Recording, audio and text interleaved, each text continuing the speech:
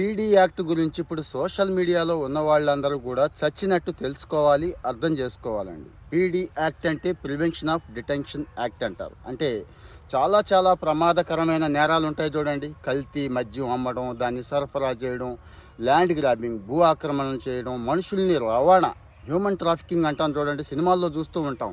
ఎంత దారుణమైన పనులు చేసేవాళ్ళు దారికి రారు కాబట్టి వాళ్ళ మీద పీడీ యాక్ట్ పెట్టేవాళ్ళు ఎప్పుడు కాదు, 1986లో వచ్చింది ఈ చట్టం. అంటే అలాంటి వెధవల్ని కంట్రోల్ చేయడం కోసం అని చెప్పి రీసెంట్గా అసెంబ్లీ ఇంకో చట్టం తీసుకొస్తోంది. సోషల్ మీడియాలో ఎదో పనులు చేస్తే, ఎదో వేషాలు వేస్తే వాళ్ళ మీద కూడా పీడీ యాక్ట్ పెట్టే అవకాశం త్వరలో వచ్చేస్తోంది.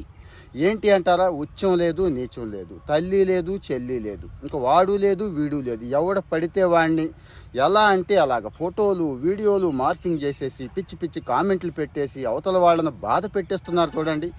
వాళ్ళని కంట్రోల్